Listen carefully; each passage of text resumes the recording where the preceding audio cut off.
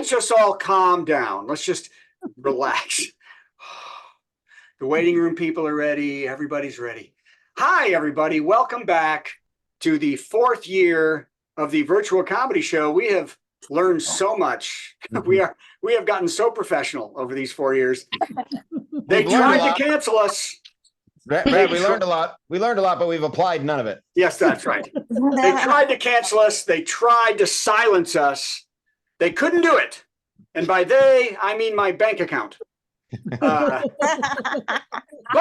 with the help of our amazing friends and supporters and donors, we keep plugging along to bring our star, Steve Goody, and our superstar, Patty Vasquez, and their talents. We bring their talents to the world, no matter how many closets I have to search to find them and drag them into the Zoom. Like tonight, when Steve was very reluctant to come on to the last minute. So we have a very special night tonight. This is, I think, Steve, in all the years, one of the most special nights, perhaps, of the 51 shows we'll do this year. And our triple threat, our amazing headliner, the Meltress herself, Patty Vasquez, is going to headline tonight. It's fantastic. It's a full 10 minutes of that beautiful smile through gritted teeth. Patty, I wonder if you grind your teeth at night. So anyway, and maybe an edible or two, and we're going to find out what's for dinner. It's going to be fantastic. Plus, to double our happiness, the super beautiful, double talented, and many say wise and brilliant Carla Ulbrich will sing 14 songs. So he doesn't know it, but she better have those ready.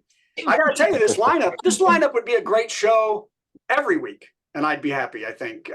It sounds like a tour to me, Steve. It sounds like somebody set that up. Small theaters, about 500 seats in towns of about 30,000 all over the U.S. and Canada.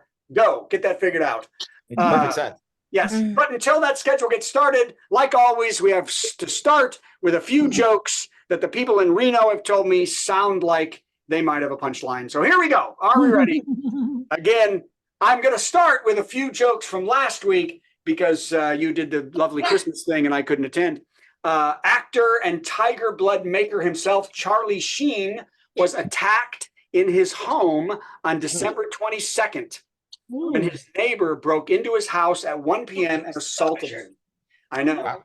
Sheen was shaken up and said he finally understood how every girlfriend he ever has felt.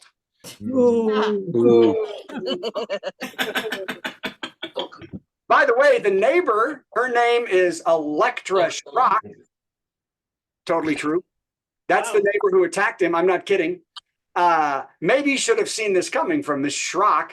She has pleaded no contest to misdemeanor elder abuse. She said that after the arrests, all of his arrests, drug abuse, drinking, getting fired, and losing all of his relationships, nothing has hurt as much as being called elder. That's many of us here, it would be elder abuse if they attacked us, and you would be mad. I would say, let them go. You know what? If that's what it's going to be, let them go. Hey, for comics, comedian Shecky Green died at the age of 97. Anybody meet Shecky? Anybody? He was a staple in Vegas from 1954 to 2011. He had Elvis as his opening act, and Green worked alongside with the great Frank Sinatra, who some say that Shecky even upstaged Frank on many occasions. And there's a Vegas legend that Green was saved by Sinatra from being beaten by 5 mob henchmen when Sinatra said, "That's enough."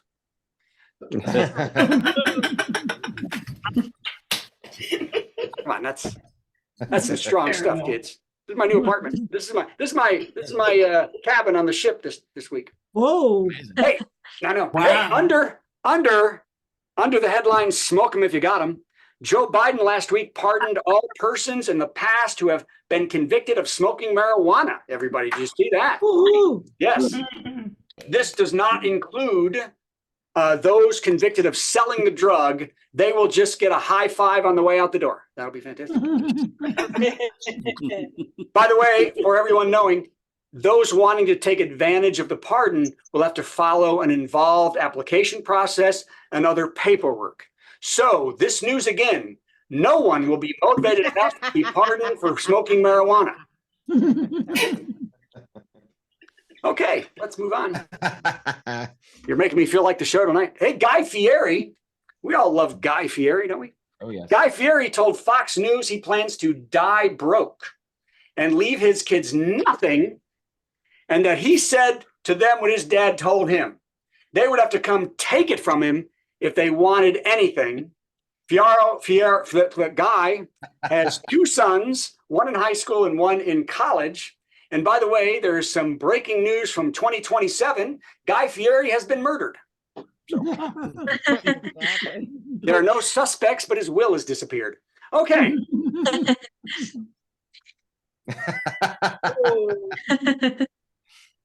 I'll up the ante about February 5th. Hey, after Kansas City Chiefs, after the Chiefs defeated the Bengals on Sunday, Taylor Swift and Travis Kelce were seen leaving the stadium together, with millions of fans commenting, and with many adding, "Isn't that how couples work?" Okay, great. Okay, now this is very important. Y'all heard that Dave Chappelle walked off stage after noticing an audience member holding his phone, leaving hundreds of fans holding very expensive tickets for the show. But as a comedian, I think Patty would agree, and I agree, that I support Dave's decision. I'm nobody, but I do not like looking into the crowd and seeing someone holding a phone. Matter of fact, I took a phone away from like a 10-year-old today on this last show who was don't. And mostly I don't like it because I have an iPhone 6 and I feel bad. But also we want to control how our material is distributed.